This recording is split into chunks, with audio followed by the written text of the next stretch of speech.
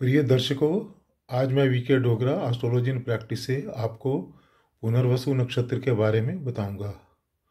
पुनर्वसु नक्षत्र जो है ये गगनमंडल में 7वें नंबर पर नक्षत्र आता है और इसके ग्रह स्वामी है बृहस्पति देव और इसकी जो अधिष्ठात्री है वो है माँ आदिति। आदिति जो कि ऋषि कश्यप की पत्नी थी, जिनके 12 पुत्र थे। उनमें से एक जो है भगवान सूर्य देव भी हैं और इस प्रकार ये बहुत ही अच्छा नक्षत्र माना जाता है। इस नक्षत्र में जो है गगनमंडल में इसका जो क्षेत्र है 80 डिग्री से लेके 93.20 डिग्री तक है, यानी कि मिथुन लगन में 20 डिग्री से लेके कर्क लगन के 3 डिग्री 20 मिनट तक। तो इस प्रकार जिनका भी पुनर्वसु नक्षत्र होगा तो उनका राशि जो होगी, चंद्र राशि उनकी होगी या तो मिथुन होगी या फिर कर्क राशि होगी। पहले 3 चरण में जन्म हुआ तो मिथुन राशि में हुआ है और चौथे चरण में हुआ है तो कर्क राशि में जन्म हुआ है जातक का। भगवान श्री रामचंद्र का जन्म भी चौथे चरण में अर्थात कर्क राशि में पुनर्वसु नक्षत्र के चौथे चरण में ही हुआ था। तो चौथे चरण के जातक जो है बहुत ही सज्जन किस्म के, बड़े सद्गुणी और बहुत ही अच्छे स्वभाव के मिलेंगे आपको। कद काठी में काफ़ी ऊंचे लंबे और बड़े सुंदर शरीर के, चेहरा गोलाई की जगह कुछ लंबाई में होता है और चेहरे पे बड़ा भोलापन नज़र आता है और बड़े सज्जन होते हैं, लेकिन होते बहुत बुद्धिमान और सबको अंदर तक पहचानने वाले होते हैं ऐसे लोग। लेकिन जो अपना सज्जन ही रहते हैं ज़्यादातर, ये लड़ाई झगड़े या बहसबाजी में बिल्कुल भी यकीन नहीं करते। हालांकि इस नक्षत्र की महिलाएं यकीन करती हैं, बहसबाजी करती हैं वो, और बहुत विद्वान हुई। वैसे वो भी नम्र स्वभाव की होती हैं, लेकिन वो वाद विवाद में पड़ जाती हैं और इससे दूसरी महिलाएं उनसे थोड़ा किनारा काटना भी शुरू हो जाती हैं। लेकिन इस जातक के दोनों ही, चाहे वो पुरुष हो चाहे महिला है, वो बड़े ही परोपकारी होते हैं, दूसरे की सहायता करने में तत्पर रहते हैं। कोई भी सहायता इनसे मांगने जाता है तो एकदम से तैयार हो जाते हैं उसकी हर तरह से मदद करने के लिए। पढ़ाई लिखाई में भी ये बड़े अच्छे बुद्धिमान होते हैं। जो पुरुष जातक हैं वो ज़्यादातर जो है एक अच्छे लेखक, अध्यापक, लेखाकार, अभिनेता या फिर मेडिकल के क्षेत्र में, इन लाइनों में ज़्यादा जाते हैं। वैसे तो ये हर एक चीज़ में कामयाब होते हैं सिवाय साझेदारी के व्यापार में। व्यापार इनको वैसे भी इतना सूट नहीं करता क्योंकि ये बड़े सज्जन स्वभाव के और स्पष्टवादी नेचर के लोग होते हैं। तो इसलिए इनको कोई ना कोई प्रोफेशनल लाइन में ही इनको अच्छा रहता है, प्रोफेशनल लाइन में स्टडी करना और उसी लाइन में ही आगे जाके उच्च कोटि की जॉब करना। तो ऐसे ही इनको अच्छा रहेगा। इनका दाम्पत्य जीवन जो है ये बहुत अच्छा नहीं रहता। हालांकि इनकी पत्नी काफ़ी सद्गुणी होती है, लेकिन इनके अन्य परिवार के जो सदस्य होते हैं वो कलह क्लेश घर में मचाए रखते हैं और जिससे का बड़ा दुष्प्रभाव इनके दाम्पत्य जीवन पर पड़ता है। अक्सर इनके तलाक भी काफ़ी लोगों के हो जाते हैं जो पुनर्वसु नक्षत्र के जातक हैं और दूसरा विवाह करवा लेते हैं। कई जातक तो पहली पत्नी के होते ही दूसरा विवाह करवा लेते हैं। तो अगर दूसरा विवाह नहीं भी करवाते और तलाक भी नहीं देते तो इनकी पत्नी की जो है स्वास्थ्य जो है इनका चिंता का कारण बनी रहती है। तो अगर इनका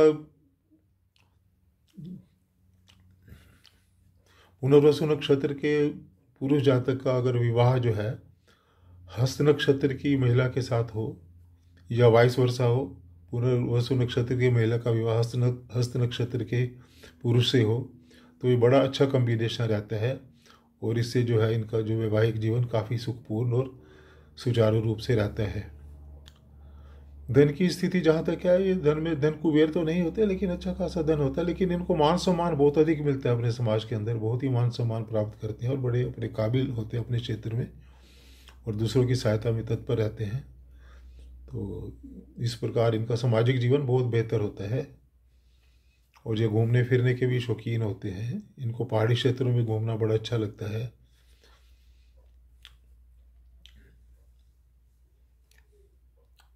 स्वास्थ्य भी इनका पुरुष जातकों का अच्छा ही रहता है, स्वास्थ्य कोई विशेष दिक्कत नहीं आती। देखिए ये कुछ हाइपर सेंसिटिव हो जाता है, कोई छोटी सी भी बीमारी इनको हो जाए तो उसके प्रति ये बहुत ही ज़्यादा चिंताजनक रुख अपना लेते हैं। लेकिन जो महिलाएं हैं वो उतनी ही अपने लापरवाह होती हैं स्वास्थ्य के प्रति। पुनर्वसु नक्षत्र की जो महिलाएं हैं वो उतना ही लापरवाह होती हैं।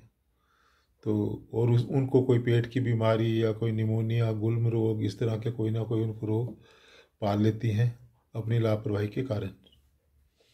ये लोग पानी खूब पीते हैं, पुनर्वसु नक्षत्र के जो जातक हैं खूब पानी पीते हैं।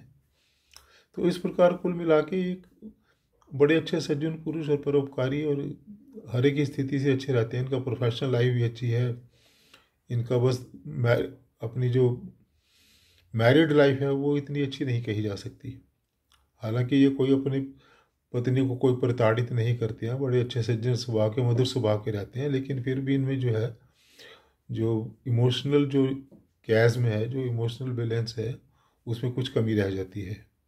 और उस कमी का कारण मुख्यतः परिवार के अन्य सदस्यों का होना है।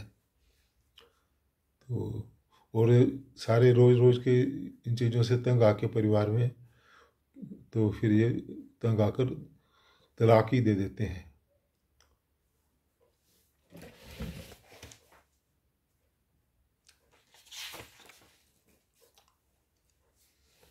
अब अगर चंद्रमा पुनर्वसु नक्षत्र में है और चंद्रमा पे सूर्य की दृष्टि पड़ रही है, मतलब चंद्रमा के सामने वाले घर में सूर्य है, तो व्यक्ति जो है विद्वान होगा, सौजन्य युक्त होगा, व्यवहार वाला होगा, परंतु होगा गरीब। गुण सारे होंगे, ज्ञानवान होगा, लेकिन पैसे की कमी होगी। अगर मंगल की दृष्टि हो जाए तो व्यक्ति सबके लिए दयावान, बुद्धिमान और वैज्ञानिक शोध से धन कमाने वाला होता है। धन वगैरह भी ठीक होगा, लेकिन बड़ा बुद्धिमान और एक रिसर्च स्कॉलर होगा, वो बहुत ही बड़ा साइंटिस्ट, रिसर्च साइंटिस्ट होगा। अगर बुध की दृष्टि पड़ जाए तो व्यक्ति अपने नियोक्ता या सरकार से लाभ प्राप्त करता है, यानी कि अपने एम्प्लॉयर से या गवर्नमेंट से उसको काफ़ी अच्छा लाभ प्राप्त होता है अगर बुध की दृष्टि चंद्रमा पर पड़ जाए।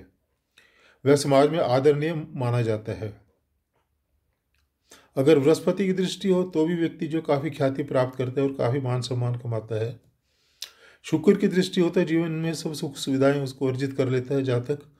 लेकिन शनि की दृष्टि हो तो व्यक्ति धन, पत्नी और परिवार सुख से वंचित ही रह जाता है। अब यदि चंद्रमा प्रथम चरण में हो पुनर्वसु नक्षत्र में, तो व्यक्ति के शरीर अंग कहीं कहीं दोषयुक्त होते हैं, किसी न किसी अंग में कुछ ना कुछ कमी रह जाती है। मिश्रित व्यवहार वाला ऐसा व्यक्ति 2 माताओं से पाला पोसा होता है। बचपन में उसको 2 माताओं ने पाला पोसा होता है। जातक की अधिक जो है संतानें वो कन्या होती हैं और वह जीवन में अनेक बार आकस्मिक धन लाभ करता है। आकस्मिक धन आता है, कम से कम एक बार तो जरूर आता है ऐसे जातक के पास अच्छी मात्रा में। पर्याप्त भाई बहनों से युक्त वह शत्रुओं को दबाने वाला होता है।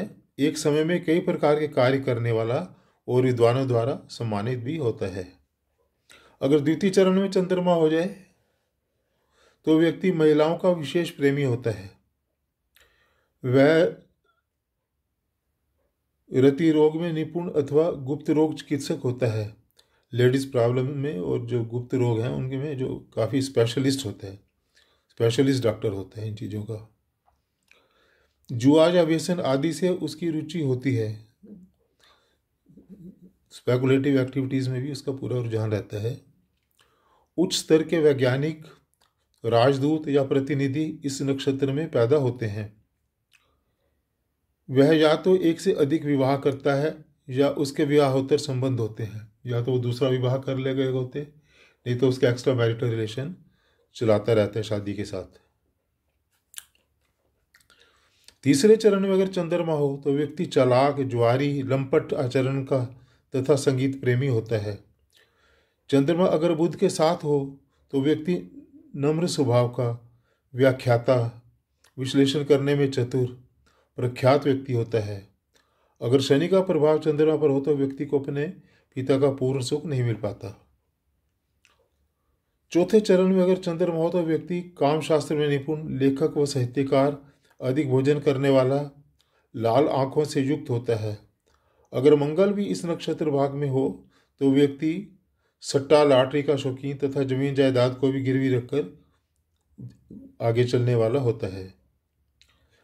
अगर बृहस्पति की दृष्टि हो ऐसे चंद्रमा पर, चौथे चरण के चंद्रमा पर, तो व्यक्ति अपने खानदान में प्रमुख होता है और परिवार का मुखिया और धनी मानी व्यक्ति होता है परिवार का। तो इस प्रकार जो नटशल में मैंने आपको पुनर्वसु नक्षत्र के बारे में बताया है। तो जिसका भी पुनर्वसु नक्षत्र है उसका या तो मिथुन राशि होगी, और अगर चौथे चरण का पुनर्वसु नक्षत्र है तो उसकी कर्क राशि होगी। और इन राशियों के हिसाब से भी आप उस जातक के फल को अध्ययन कर सकते हैं। तो इसके साथ ही बस आज इतना ही। कृपया एक बार पुनः आपसे अनुरोध है कि आप मेरे वीडियोस को लाइक करो, सब्सक्राइब करो, शेयर करो, अधिक से अधिक लोगों तक पहुंचाओ मेरे वीडियोस, ताकि मेरा हौसला और अच्छा बने और आपको और अच्छा मैं आपको जो है वीडियोस बना के देता रहूं। धन्यवाद।